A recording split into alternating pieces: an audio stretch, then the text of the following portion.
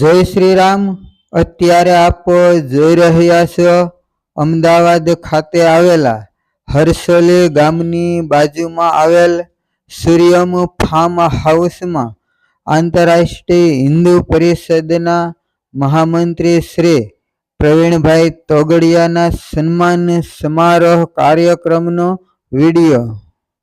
भगवान की, हनुमान जी महाराज की, सत्य सनातन धर्म की. સાહેબ આપનું સ્વાગત છે. આમ તો ગામ આપનું છે, બધા આપના આત્મી છે, એટલે સ્વાગતમાં આવકાર એવું વિશેષ જોરદાર તાળીઓથી પ્રવીણભાઈ તોગડિયા સાહેબને આપણે હા, અમારા હિંમતભાઈ બોરડ તેઓ પણ ખૂબ આ સનાતનની જ્યોતિમાં સાહેબની આ પેટી નીચે મૂકી દો. એક નીચે મૂકી દો. આ એક પેટી લઈ લે. એક સ્પીકર નીચે લઈ લો.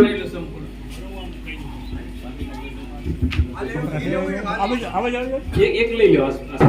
પેરાવી અને ધનજીભાઈ ગલાણી માનની પ્રવીણભાઈ આપણે જોરદાર તાળી માતાજીનો તાળી પાડવાનું કચાસા રાખશું. બોલ રામચંદ્ર ભગવાન કી. ત્યારબાદ ધોરાજી હર્ષદભાઈને વિનંતી કરું કે ધોરાજી હર્ષદભાઈ આવે અને ભાઈ તોગડિયાનું સન્માન કરે. બોલો રામચંદ્ર ભગવાન કી. આપણે દર વખતે જય બોલાવીએ, જેટલી જય બોલાવીએ એટલે સારું છે. તોગડિયા મનસુખભાઈ એમને વિનંતી કરું કે તેઓ પુષ્પહાર પહેરાવીને પ્રવીણભાઈ તોગડિયા સાહેબને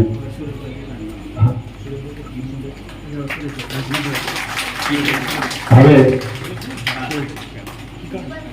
સુરેશભાઈ की कहानी એમને सरदार वल्लभभाई पटेल वर्धंती गुरु सरदार वल्लभभाई पटेल ने प्रतिमा आपी. सुरेशभाई की कहानी वाह, खूब सुंदर एवं लोह पुरुष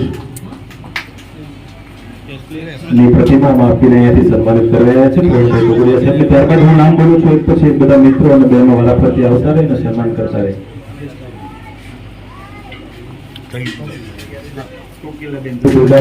સન્માન પ્રશંસાઓ સાહેબ જુદી અને રિવાજ સાહેબ નોખા, મારે મને શબ્દો શરીર બનતું ને ચોખા. મેં સાહેબને શબ્દો સન્માનિત કર્યા છે. આ બધા પુષ્પહાર અને જે ભેટ સોગાદ લાવ્યો હોય તેનાથી એક પછી હું જે નામ બોલું છું બધા વારા પ્રત્યે આવતા જ રહે, કારણ કે બધા વ્યક્તિના નામ જો ગુનો હોય પણ અહીંયા નામ મારી પાસે લિસ્ટમાં હોય નામ બોલવું એટલે આપણે આવી જ જવાનું.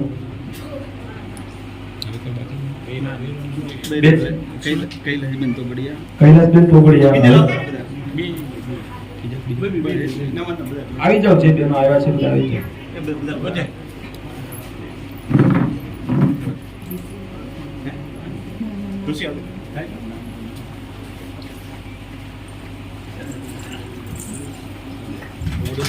જોરદાર સન્માન નથી. વિલાસબેન તોગડિયા આવો. વિલાસબેન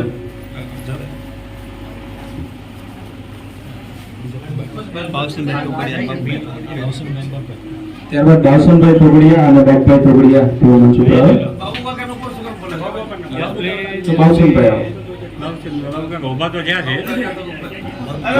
તકલીફ હોય તો રહેવા દો, હોય તો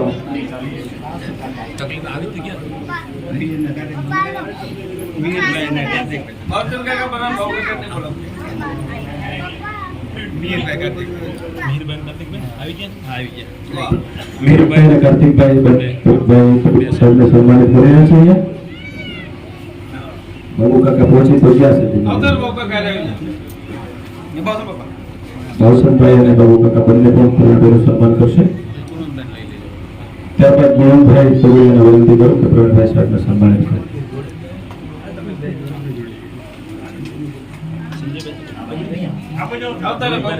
મોહનભાઈ અને સંજયભાઈ બંને સાથે જ જશે.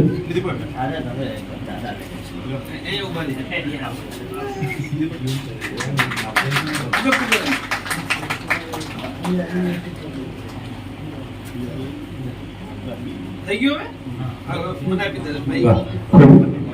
જોરદાર તાળીથી સન્માનને આપણે બિરદાવીએ અને હવે માન્ય પ્રવીણભાઈ તોગડિયા સાહેબને વિનંતી કરી કે આપણે સાથે આશીર્વચન આપે. હું એક ઓળખાણ કરીને પછી વાત કરીશ. એમનું નામ છે હિંમતભાઈ બોરડ. ઇન્ડિયા કોલોનીમાં રહે છે. 30-40 વર્ષથી મારી સાથે છે અને આખા ગુજરાતનું આંતરરાષ્ટ્રીય હિન્દુ પરિષદનું કામ કરે છે. અહીંયા આપણે ગૌશાળા છે, અહીંથી 10 15 કિલોમીટર દૂર ઉટણીયામાં જે પહેલા એ પણ ગૌશાળા એ હિંમતભાઈ જોવે છે. થોડી વાત કરી પછી તમારે પૂછવું હશે અને એક વખત બધાની ઓળખાણ બધું યાદ રહેશે એવું કાંઈ નહીં, એટલા માટે કે જે મોટી ઉંમરના છે બધાને ઓળખીશ, પરંતુ 40 થી નીચેના હશે અને કોઈને પણ હું ઓળખતો હશે એવું નહીં થાય. એક વખત ઓળખાણ પણ કરી લઈશું. આ કુંભ જે ગયો એ 12 વર્ષ વાળો મારો ચોથો કુંભ હતો જેમાં હું રહ્યો, અને અર્ધ કુંભ 4 આવી જાય એવા તો મારા 20-25 કુંભ હશે. તો કુંભમાં લોકો આવે તો રહેવાનું ક્યાં થાય? તો કુંભમાં જમીન સરકાર આપે, મફત આપે. એ જમીનમાં સાધુ સંતો પોતાના ટેન્ટ લગાવે અને કોઈ પણ આવે ને રહેવાનું મફત સાધુ સંતો આપે. પછી એના પગમાં જે મૂકવું હોય એ મૂકે અને ત્યાં જમવાની વ્યવસ્થા થાય. પણ તો સમય બદલાયો એની સાથે બહુ જ મોટો એક વર્ગ એવો ઉભો થયો જેના સાધુ સંતો સાથે સંબંધ નથી. સાધુ સંતો સાથે સંબંધ હોય પણ કુંભમાં એ સાધુ સંતને જગ્યા મળે જરૂર નથી, એ અખાડાના સાધુ હોય છે. એટલે એવું કહી શકાય કે 80-90% લોકો એવા હોય કુંભમાં આવનારા જેને રહેવાની ખાવાની વ્યવસ્થા નક્કી ન હોય. એટલે અનુભવના આધાર ઉપર 1 વર્ષ પહેલા મેં યોજના બનાવી કે કુંભમાં આવનારા 1 કરોડ લોકોને ખવડાવું અને લાખો લોકોની રહેવાની મફત વ્યવસ્થા આપી. તો આમાં તમારે આટલી મોટી વ્યવસ્થા કરવી હોય તમારી પાસે જમીન જોઈએ. કુંભમાં જમીન તો ત્યાં સાધુઓને જ આપે છે. સાધુઓ સિવાયને જમીન આપે પણ 100 ફૂટ બાય 70 ફૂટ આપે, આટલી જ આપે, એથી વધારે કોઈને આપે નહીં. એટલે પહેલો મુદ્દો જમીનનો હતો. તો મેં મારા સંપર્કોના પ્રભાવનો ઉપયોગ કરી 9 એકર જમીન કુંભમાં રહેવા માટે લઈ લીધી. આ 1.25 એકર છે, આનાથી 9-10 ગણી. એક એવા 2 ટુકડા આપ્યા હતા. એક ટુકડામાં માત્ર ટેન્ટ લગાવ્યા, 200 ટેન્ટ હતા. પણ ટેન્ટમાં એક પ્રકારના ટેન્ટ, કચ્છના રણોત્સવમાં તમારામાંથી કોઈ ગયા હોય તો 15-20 હજાર રૂપિયા દરરોજનું ભાડું લે. આ કપડાના 3 લેયર હોય એટલે ઠંડી ન લાગે, વોટરપ્રૂફ. ત્યાં શિયાળામાં વરસાદ પડે તો પાણી ન આવે, અને દરવાજામાંથી ઠંડી હવા આવે એટલે દરવાજામાં ચેન હોય એટલે ચેન બંધ કરો એટલે એરટાઈટ થાય. આવા 100 તંબુ અમદાવાદમાં 6 મહિના પહેલા મેં તૈયાર કરાવ્યા હતા અને એ તંબુ ત્યાં લગાવ્યા હતા. 200 તંબુમાં હીટર લગાવ્યા હતા. ત્યાં જાન્યુઆરીમાં બપોરે પણ હીટર ચલાવવું પડતા, તેટલી ઠંડી હોય. અને બીજા કેમ્પમાં એક સાથે 25,000 લોકો બેસી શકે એવો ડોમ બનાવ્યો, અને જર્મન ડોમ કહે છે. એ સભા માટે પણ ઉપયોગમાં આવે અને રાત્રે સુવા માટે. આમ કરીને આપણા કંટ્રોલમાં 8,000 લોકોની દરરોજની રહેવાની વ્યવસ્થા ઊભી કરી. અને વ્યવસ્થા જ્યારે આપણા હાથમાં આવી ગઈ એટલે આખા દેશમાં ઓનલાઈન રહેવા માટેના મફત બુકિંગ વગર પૈસે આ એક કામ કર્યું. જમવાનું 2 જગ્યાએ બનાવતા હતા અને પછી કુંભમાં પણ સડક હોય તો સડકમાં 14 જગ્યાએ લોકોને મફત પીરસવા, એને હિન્દીમાં ભંડારા કે આપણે ત્યાં નથી, એવા 14 સેન્ટરો કર્યા હતા. દરરોજ 2 લાખ લોકોને ખવડાવવું. મારી પાસે 125 રસોઈયા હતા. નક્કી કર્યું હતું કે કોઈને પૂરી નહીં, બધા રોટલી જ ખવડાવી. એટલે 61 જણા રોટલી બનાવનારા હતા અને રોટલી ફુલાવવા માટે 1 લાખ કિલો લાકડા ખરીદ્યા હતા. 30,000 કિલો મીઠું ખરીદ્યું હતું. પછી 24 કલાક ચા આપતા હતા એટલે 30,000 કિલો ચાની પત્તી ખરીદી આસામના બગીચામાંથી. 40 ટ્રક ચોખાના લઈ ગયા હતા આમ કરીને જમવાની બહુ જ મોટી આવડા તપેલા, એક તપેલામાં 10,000 લોકોનું શાક થાય એવા 120 તપેલા લઈ ગયા હતા. આખા દેશમાંથી તપેલા મેં ભાડાના શોધી કાઢ્યા હતા. તો આવી કરીને જમવાની એક બહુ મોટી વ્યવસ્થા ઊભી કરી.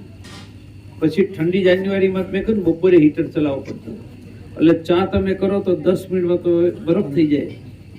એટલે 20 લીટરના ચા ગરમ રહે એવા 200 કન્ટેનર અહીંથી ખરીદી લીધા. એટલે ચા બનાવીને સીધી કન્ટેનરમાં રાખવાની, બંધ કરો એટલે 6-7 કલાક સુધી ઠંડા ના થાય. અને સવારે 6 વાગે ચા શરૂ કરતા હતા, રાતના 12-1 વાગ્યા સુધી. અને ખાવા માટે કોઈ સમય નહોતો, 24 કલાક જમવાનું ચલાવતા. કેમ કે લોકો આવે એ 5 વાગે પહોંચવાનું નક્કી કર્યું હોય, ત્યાં પહોંચે રાત્રે 9 વાગે, 9 વાગે હોય તો રાત્રે 2 વાગે પહોંચે. તો જ્યારે આવે ત્યારે જમવાનું. પછી ત્યાં ઠંડી લાગે, ખાવાનું કે મળી જાય પણ ઠંડીમાં શું, એટલે મેં પાણીપતની બધી જ ધાબળા બનાવવાની ફેક્ટરીઓ કબજે કરી લીધી 4 મહિના પહેલા, અને 1 લાખ ધાબળા બનાવીને ખરીદી લીધા. 10 તારીખે મારા 1 લાખ ધાબળા કુંભમાં હતા. અને એ વખતે જે પોલીસ વાળા ડ્યુટીમાં હતા એને 7,800 ધાબળા આપણે મફત આપ્યા. તો 1 લાખ ધાબળા, 8,000 ગાદલા બધા ખરીદી હતી. આ રહેવાની વ્યવસ્થા કરી. ટેન્ટમાં હીટર, દરેક ટેન્ટમાં 4 મોબાઈલ ચાર્જિંગ થઈ શકાય એવા ચાર્જિંગ પ્લગ, આ બધું હિંમતભાઈ અહીંથી જ બધું ખરીદ્યું હતું. રાત્રે ગરમ પાણી જોઈએ એટલે 3,000 ગરમ પાણી રહેવા ફ્લાસ્ક. એકદમ બહુ જ મોટું પ્લાનિંગ 1 વર્ષ પહેલા કર્યું હતું. અને એ પ્લાનિંગના અનુસાર બધું જ ચાલ્યું. મારા અંદાજથી લગભગ 1.25 કરોડ લોકોને આપણે ખાવાનું આપ્યું હશે, 1.5 કરોડ લોકોને ચા આપી છે. ચા આખો દિવસ ચાલે, કોઈ પૂછવાનું જ નહીં ચા પીવા માટે. 5 વખત 10 વખત જેની ઈચ્છા હોય. અને આપણી વ્યવસ્થામાં લગભગ 5 લાખ લોકો રહ્યા. હું 1.5 મહિના બેસી રહ્યો છું. હું બેસી રહેવાનું મહત્વ એવું કે હું બેસી રહ્યો એટલે આખી દુનિયા હાલે, કશું જ ગડબડ ન થાય.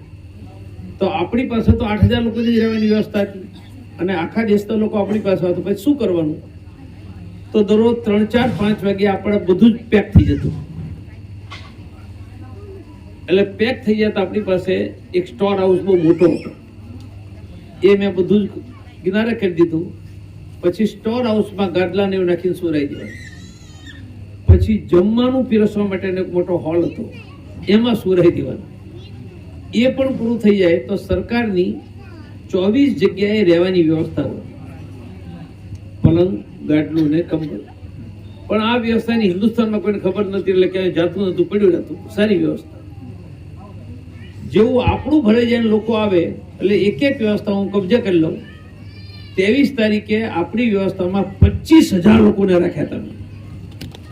આપણે ત્યાં લગ્નમાં 500 લોકો આવે તો સુવર્ણ આઘા પાસે 25,000 લોકો હતા. અને 2 વસ્તુ નક્કી કરી હતી કે કોઈ પણ વ્યક્તિ ગમે એટલા વાગે આવે, જગ્યા હોય કે ન હોય, એનું સૂતા સિવાય પાછા નહીં મોકલો, ગમે તે વ્યવસ્થા કરી દેવી. તો હું બેઠો બેઠો કુંભમાં કોઈ પણ જગ્યાએ આપણે ત્યાં ન હોય તો વ્યવસ્થા કરી દઉં. અને બીજું નક્કી કર્યું હતું કોઈને ભૂખ્યા નહીં જવા દેવા. એમાં તો 24 કલાક જમવાનું બનાવવાનું ચાલતું હતું. આ બંને કર્યું. આ રામ મંદિર પછી મારું સૌથી મોટું યોજનાબદ્ધ કેમ્પેન હતું. નક્કી કર્યું એનાથી વધારે થયું. વસ્તુઓ વધારે, જગ્યાએ વધારે. મને એમ હતું કે 1-2 એકર જગ્યા આપણને મેક્સિમમ મળશે જોર લગાવીશું તો. જેટલી માગી એટલી, અને જગ્યા માગી એટલી નહીં. એ જગ્યામાં વીજળી માટે મીટર લગાવે, બિલ આપવાનું. અને મારે તો 200 ટેન્ટમાં 24 કલાક હીટર ચાલતા હતા. સરકારે આપણે ત્યાં એક પણ વીજળીનું મીટર નહીં લગાવ્યું. કહ્યું કે અમારી સૂચના છે કે તમને મીટર નહીં લગાવતા પૈસા લેવાય નહીં.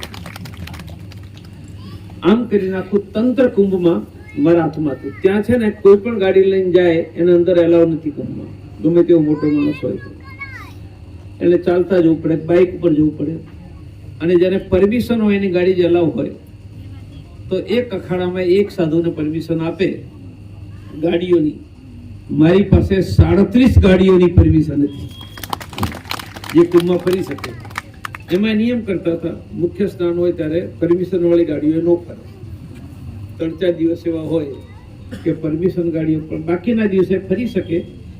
તો જ્યારે ગાડીઓ ફરવા દેતા ત્યારે લોકોને લેવા મૂકવા માટે ગાડીઓનું મેક્સિમમ 37 ગાડીઓ, એમાં 10-12 આપણા લોકોની હતી, બાકી બધી મેં ભાડે લઈ લીધી હતી, જેથી 24 કલાક ડ્રાઈવરોને દોડાવી શકાય.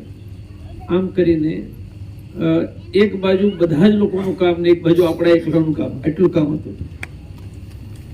આ કરી શક્યા એનું કારણ યોજના બહુ ડિટેલ બનાવી હતી. યોજના પ્રમાણે બધું જ થયું. જેમ કે 1 લાખ કંબળ 11 તારીખે આવી ગયા, 8000 ગાડલા આવી ગયા, 8000 ગાડલાના કવર આવી ગયા, 30,000 કિલો મીઠું આવી ગયું, 1 લાખ કિલો લાકડા આવી ગયા. જે ટાઈમ ટેબલ નક્કી કર્યું તે પહેલા બધી જ વસ્તુઓ આવી ગઈ. આખા કુંભ દરમિયાન આપણે ક્યારેય કોઈ વસ્તુ ખરીદવા જવું નહીં પડે. બધું 1.5 મહિનાનું ખરીદીને રાખ્યું. લીલું શાકભાજી એક જ ખરીદવાનું, બાકી કશું જ ખરીદવાનું. લોકો ખૂટે તો આપણી પાસે લઈ જાય, આપણે ત્યાં ખૂટવાનો સવાલ જ નહોતો. આટલું બધું કરી શક્યા એનું કારણ એવું છે કે આ બધું કરવા માટે મારી પાસે અહીંયા હિંમતભાઈ બેઠા છે, એવા 5000 કાર્યકર્તા 1.5 મહિના સુધી 24 કલાક હતા. 5000 લોકો જેને સોંપ્યામાંથી કોઈ હલે નહીં. આજે જ મેં એકની પરિચય કરાવ્યો, જીતુભાઈ પ્રજાપતિ કરીને, હિંમતભાઈની જેમ 30 વર્ષથી છે. 5-7 દિવસ પછી ધ્યાનમાં આવ્યું કે લોકો ટેન્ટ ખાલી કરીને જાય એટલે ગાદલા ધાબળા બહુ ખરાબ સ્થિતિમાં હોય, બીજાને રહેવાનું મન ન થાય. એટલે મેં 10-15 મજૂરો બોલાવ્યા દરરોજ આવવાનું, અને જીતુભાઈને ઇન્ચાર્જ બનાવ્યા કે જેવો ટેન્ટ ખાલી થાય આ મજૂરોને લઈને ટેન્ટને સાફ કરો, ગાદલા ગુંડરા સાફ કરો.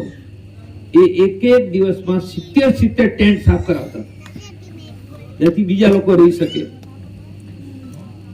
ગરમ પાણીથી કોઈ નાહવું હોય તો 24 કલાક આપણે ત્યાં ગરમ પાણી નાહવા માટે ચાલુ રહેતું, ઉકળતું જ રહેતું હતું. એક માણસને બેસાડ્યો હતો, 2 ડોલ લઈ જાય, 2 ડોલ નાખી દે. જાન્યુઆરીમાં ગરમ પાણી પીવું હોય તો આખા કુંભમાં ગરમ પાણી મફતમાં પીવાનું આપણે આપતા હતા. મોબાઈલ ચાર્જિંગની તો વ્યવસ્થા હતી, પણ હું 1000 પાવર બેંક લઈ ગયો હતો. અને પાવર બેંકમાં એવું કર્યું કે 500 રૂપિયા લઈને પાવર બેંક લઈ જાઓ, અને જતી વખતે ન જોતી હોય તો પાવર બેંક પાછા આપીને 500 રૂપિયા લઈ જાઓ, એટલે ફરીથી ચાર્જ કરીને વાપરવાની. આવી મોટી વ્યવસ્થા કરી. એની અસર પણ હિન્દુસ્તાનના લાખો ગામડાઓ છે. મારો અંદાજ હતો જ કે લાખો ગામડોના કરોડો લોકો સુધી એની સારી અસર આવશે. આ સારું કામ થયું. 2 વસ્તુનું ક્યાંય પણ મહત્વ છે. એક તો લોકોને ખવડાવવાનું, આપણે બધાને ખબર છે. અહીંયા 1.25 કરોડ લોકોને ખવડાવવાનું કામ કર્યું. ભૂતકાળમાં કોઈ રાજાએ પણ કર્યું નથી. વિચારવાની વાત તો છે ને. બીજું, કોઈને રહેવાની છત આપી. અહીંયા આપણે 5 લાખ લોકોને રહેવાની છત આપી. અને તીર્થ ક્ષેત્રમાં કરો એનું અનેક ગણું મહત્વ છે. તો આ મોટું કામ મેં કોઈ રામ મંદિર આંદોલન પછી આ મોટું કામ થયું. આના માટે હું 1 ધારો ફર્યો અને 1.5 મહિના અત્યારે આ બહુ જ મોટું કામ થયું. લોકોને સારું લાગ્યું એક મુદ્દો છે, પણ એનું પુણ્ય પરિણામ અનેક પેઢીઓ સુધી આ કરનારા બધા જ લોકોને મળે એવું કામ આ દરમિયાન થયું. બીજી વાત તમને ધર્મની સમજાવું છું. ધર્મ અર્થાત મંદિર, મૂર્તિ, પૂજા, તીર્થયાત્રા, મંત્ર, જપ, દાન, આ બધા માટે એક શબ્દ ધર્મ છે. ધર્મ કોણે આપ્યો? ભગવાને પોતે આપ્યો. ધર્મ શું કામ આપ્યો? તમારી સાથે બોલો. હિન્દુ ધર્મ આપણું આયુષ્ય વધારવાનું, પૈસા વધારવાનું, આરોગ્ય વધારવાનું, યશ આનંદ વધારવાનું વિજ્ઞાન છે. જેના શરીરમાં જેટલી વધારે ઉર્જા એટલું એનું આયુષ્ય, પૈસા, આરોગ્ય વધારે. હિન્દુ ધર્મ આપણી ઉર્જા વધારી, આપણું આયુષ્ય, ધન, આરોગ્ય વધારવાનું વિજ્ઞાન છે. એટલા માટે અમે અમારી ઉર્જા વધારી, આયુષ્ય, ધન, આરોગ્ય વધારવા માટે દરરોજ બોલીશું ઓમ ગણેશાય નમઃ, ઓમ નમઃ શિવાય, ઓમ દુર્ગા દેવ્યય નમઃ, ઓમ સુબ્રમણ્યાય નમઃ, ઓમ વૈષ્ણવે નમઃ, ઓમ મહાલક્ષ્મી દેવ્યય નમઃ, ઓમ હમ હનુમતે નમઃ, ઓમ ઘૃણી સૂર્યાય નમઃ, ઓમ કુલદેવ્યે નમઃ. દરરોજ સવારે ઉઠીને ધરતી માતાને પ્રણામ, કુલદેવીને પ્રણામ, માતા પિતા અને વડીલોને દરરોજ સવારે પગે લાગવું. દરેક વ્યક્તિએ દરરોજ ભગવાનની પૂજા કરવી, તિલક માલા, તુલસીને પાણી, પંખીને દાણા પાણી, ગાયને રોટલી, દરરોજ નજીકના મંદિરે દર્શન, આરતીના સાંજના સમયે નજીકના મંદિરે જવું, સાંજે ઘરમાં ભગવાનનો દીવો કરો.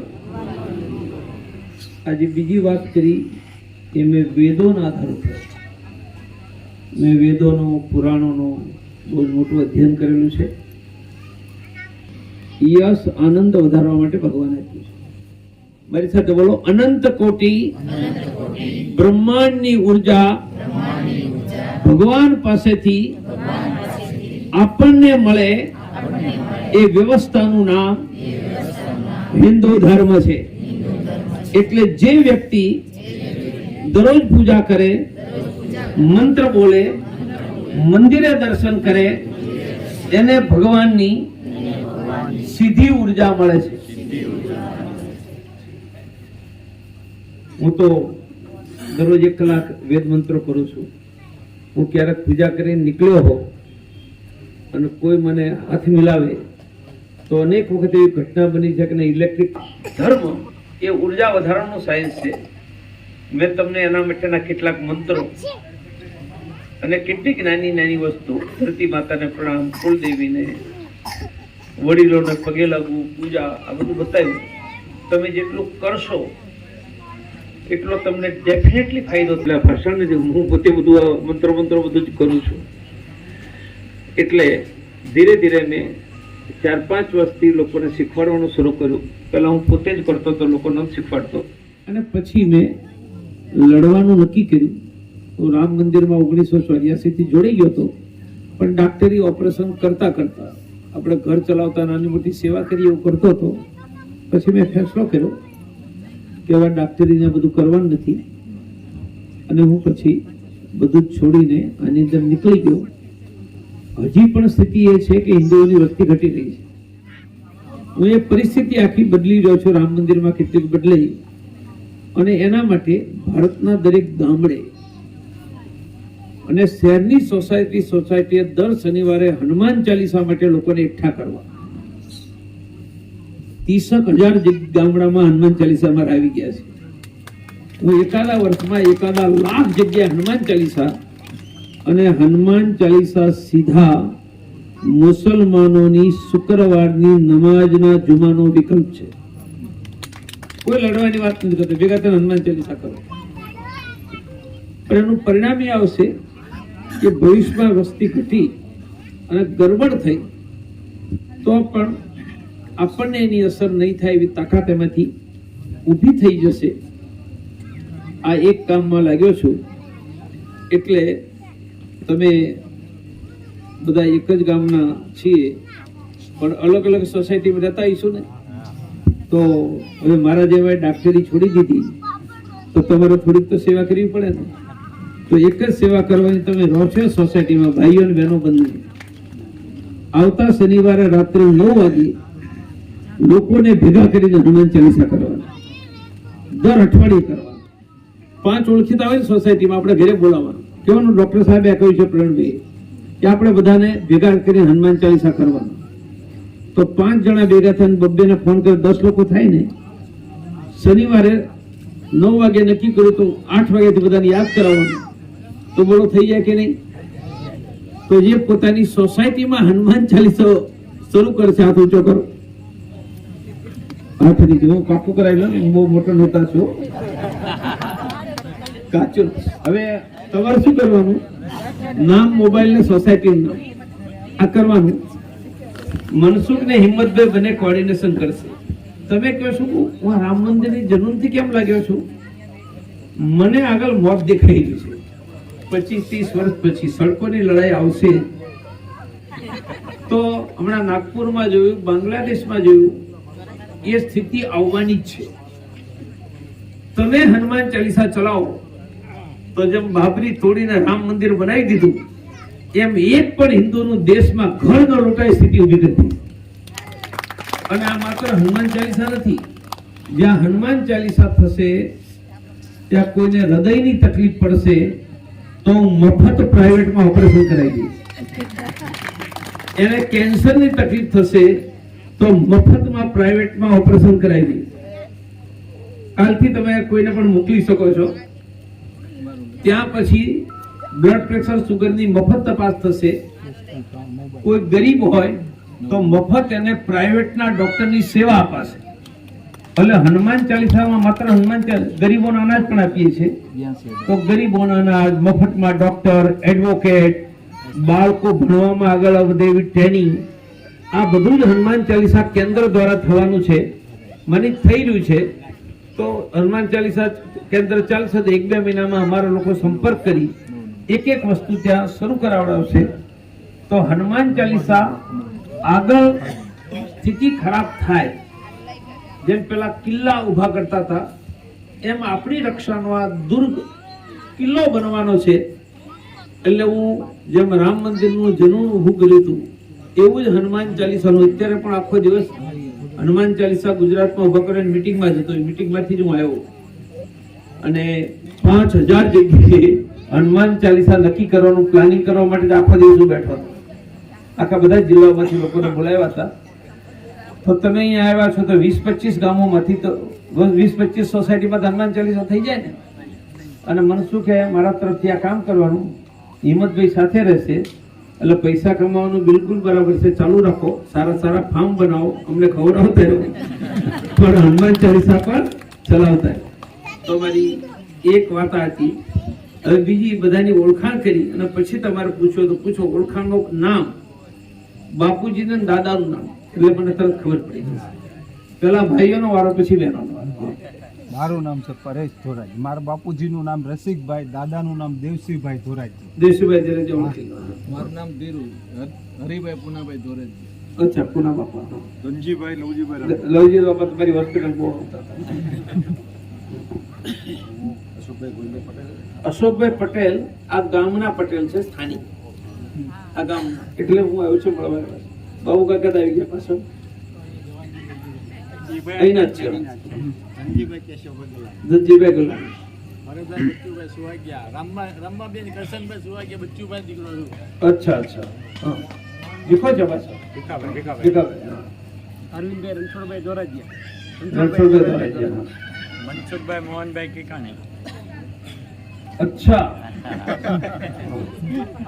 હા, લવજીભાઈ નાનો ભાઈ છે. રવિ ભીખાભાઈ. ભીખાનો દીકરો. હરેશભાઈ બચ્ચુભાઈ સુવાગ્યા. કરશનભાઈ સુવાગ્યા.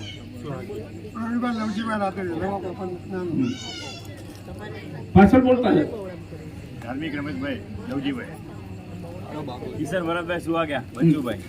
પાછળ. મુકેશભાઈ બચ્ચુભાઈ સુવાગ્યા. નરેશ મગનભાઈ. અચ્છા, નરેશ આવ્યો છે. નરેશ અત્યારે નજર નથી પડતી. સમીર ધનજીભાઈ ગલાણ. હા, ધનજીભાઈ નો દીકરો છે.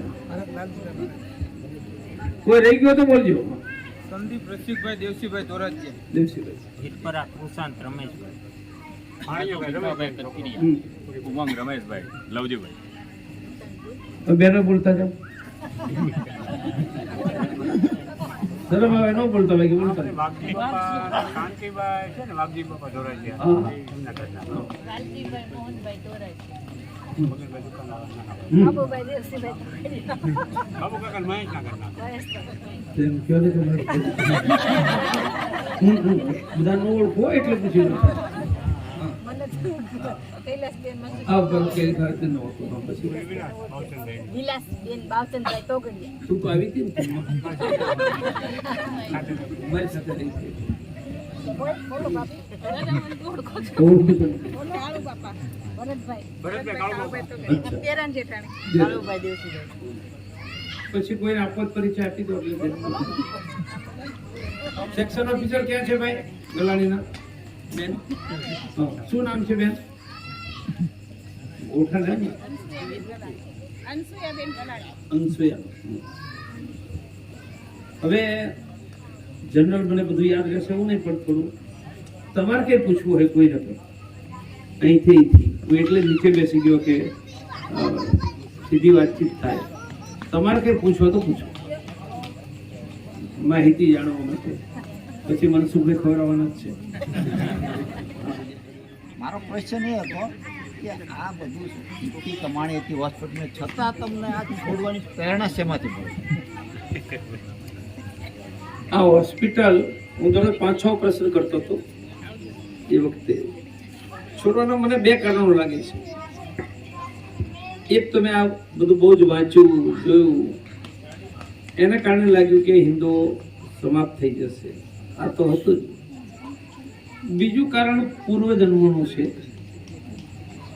બધા જ પૂર્વજન્મમાં હિન્દુઓ માટે લડવાનું કામ થયું, તો આ જન્મમાં એ જ કરવાનું ભગવાને નક્કી કર્યું. એટલે દિશા તમે કહો કુંભમાં 1.25 કરોડ લોકોને ખવડાવ્યું, કોઈ વિચાર ન કરી શકે એ ભગવાનની કૃપા વગર શક્ય છે? શક્ય જ ન હોય. હું હાથ નાખું ને મને મળતું હતું. હાથ નાખી ત્યાં જમીન મળી ગઈ, હાથ નાખી ત્યાં પૈસા મળી ગયા, ગાડલા મળી ગયા, કંબળ મળી ગયા. જ્યાં જેટલો હાથ નાખો એનાથી વધારે મળતું. તો ભગવાનની કૃપા, તો ભગવાનની જ એક નક્કી હતી કે ડાક્ટરીના પૈસા કમાવામાં નહીં રહેવું. હવે તમારી આધ્યાત્મિક પણ બહુ કનેક્ટિવિટી છે, એટલે ડેસ્ટિની નક્કી હતી. એટલે 10-12 વર્ષ ડાક્ટરી કરીને કમાઈ લીધું, પૈસા મળ્યા. પછી આપણે જે રસ્તે નીકળવાનું હતું એ રસ્તે નીકળી ગયા, અને આ રસ્તો બરાબર હતો અને આજે પણ બરાબર છે. શિવ પુરાણમાં દાનના 3 પ્રકાર કહ્યા છે: ઉત્તમ દાન, મધ્યમ દાન, કનિષ્ઠ દાન. ઉત્તમ દાનના 5 પ્રકાર છે. અન્નદાન, ગરીબોને ખવડાવો. વિદ્યાદાન, શિક્ષણમાં મદદ કરો. પ્રાણદાન, આજની ભાષામાં મેડિકલ દવામાં મદદ કરો. પાણીદાન, પાણીની પીવાની વ્યવસ્થા, એટલે તળાવ ખોલાવતા, બાકી વ્યવસ્થા કરતા. અને કન્યાદાન. તો મેં આજ આખા ગુજરાતમાં અને દેશમાં લોકોને ઉનાળામાં શુદ્ધ અને ઠંડુ પાણી મળે એવી વ્યવસ્થા બનાવી છે. હું કેવો પ્લાનર છું, તો આ ઠંડા પાણીના જગ આવે છે, અહીંયા આવ્યા છે. તો હું અમદાવાદમાં 100 જગ્યાએ પરગ લગાવવાનો છું. और कोई बहनों ने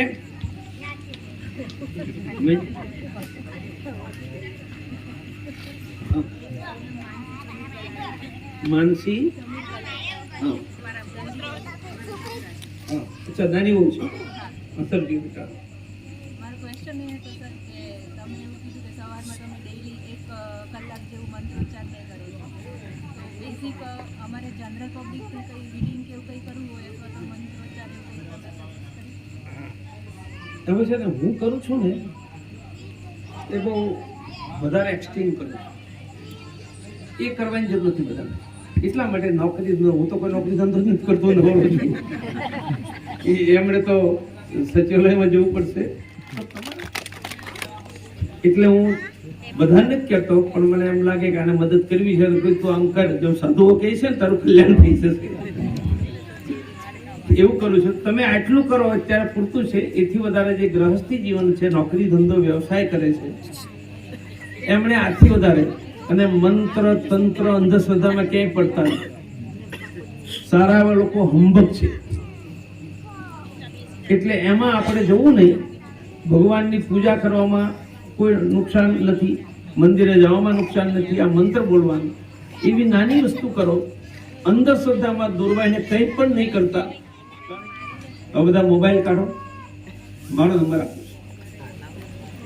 હું મારો નંબર સેવ ન કર્યો એનો ઉપાડતો નથી, પણ કોઈ પણ મને વોટ્સએપ કરે કે SMS કરે એનો કોલબેક કરે એટલે ખબર પડે કોણ છે.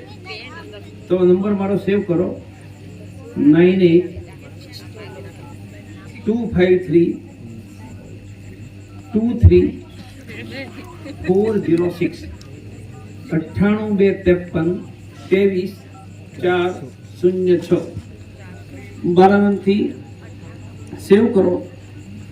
મને વોટ્સએપ નામ સાથે કરશો સાજનીબા લખીને તો સેવ પણ કરી દઈશ, પણ નહીં સેવ કર્યો હોય તો હું વોટ્સએપ 100% જોતો હોઉં છું. ત્યારે જો કારમાં બેસું ત્યારે લોકો સાથે હોય ત્યારે જોવાનો સમય હું કારમાં બધું જોઈ લેતો હોઉં છું, કોના મિસ કોલ છે ને આ બધું છે. તો ગમે ત્યારે હોય તો તમે મને મેસેજ કરી શકશો. બધાએ હનુમાન ચાલીસા લખવાનું કામ પતી ગયું? કેટલા લોકો લેખા હાથ ઊંચો કરો? 3, 6, 8, 9, 10, 11, 12. તો થોડી સંખ્યા ઓછી થઈ. ભાણિયા છે, બધાય કામ કરવાનું છો. બેનો હાથ ઊંચા કરે, કોને હાથ ઊંચા કરે કરો હનુમાન ચાલીસા. તો તમે ઘેરે તક નહીં. અને જો પુણ્ય હોય, એનો મોટો ભાઈ બધાને ખબર નહીં હોય, ક્યાં ગયો? અશુભાઈ. હા, અશુભાઈને બ્રેન કેન્સર હતું. હું જયારે કેન્સર હોસ્પિટલમાં હતો, ઓપરેશન વખતે બધું બંધ થઈ ગયું હતું. ચાલુ ઓપરેશન બધું ઠપ થઈ ગયું હતું. અને એના પછી અશુભાઈને કેન્સર છે જ નહીં, ક્યોર છે. આ તાકાત છે જ નહીં. કેટલા 30 વર્ષથી હશે ને?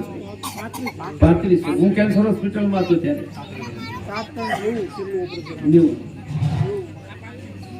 90માં હું કેન્સર હોસ્પિટલમાં નો 85 પહેલા હું કેન્સર હોસ્પિટલમાં તો મને યાદ છે.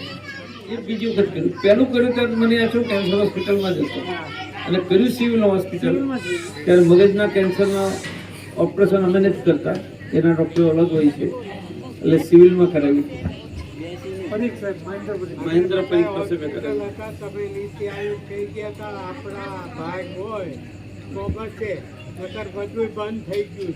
એમાં થોડું બ્લીડિંગ થતું હતું. દબાવો તો બ્લીડિંગ બંધ થાય, દબાવો તો શ્વાસ રોકાઈ જાય, અને ન દબાવો તો બ્લીડિંગ થઈ જાય.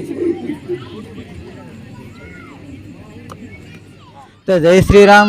અત્યારે આપ જઈ રહ્યા છો અમદાવાદ ખાતે આવેલા હર્ષોલી ગામની બાજુમાં આવેલા સૂર્યમ ફાર્મની અંદર. આજે આંતરરાષ્ટ્રીય વિશ્વ હિન્દુ પરિષદના મહામંત્રી શ્રી પ્રવીણભાઈ તોગડિયા આપણી સાથે છે. તો અહીં જે મહાકુંભમાં લાખો લોકોને રહેવા માટે સુવિધા પૂરી પાડવામાં આવી હતી, અને રહેવા જમવાની પણ સુવિધા પૂરી કરવામાં આવી હતી. તો આપણે 2 શબ્દ એમની સાથે વાત કરીશું. તો પ્રવીણભાઈ, તમે જે બહુ સેવાનું કાર્ય કર્યું છે, તો 2 શબ્દ અમને વાત કરશો? કુંભમાં 1.25 કરોડ લોકોને ખવડાવવાનું અન્નક્ષેત્ર ભંડારો, અને આપણી વ્યવસ્થામાં 5 લાખ લોકોને રહેવાની વ્યવસ્થા આ 1.5 મહિના દરમિયાન આપી, અને કોઈ વ્યક્તિ ખાધા સિવાય પાછા ન જાય, અને કોઈ વ્યક્તિને સુવા સિવાય પાછા ન જવું પડે, એ બંને આંતરરાષ્ટ્રીય હિન્દુ પરિષદ રાષ્ટ્રીય બજરંગ દળે કર્યું. તો પ્રવીણભાઈ, તમારે અમારી સાથે જે વાત કરવા બદલ આપનો ખૂબ ખૂબ આભાર. જય શ્રી રામ.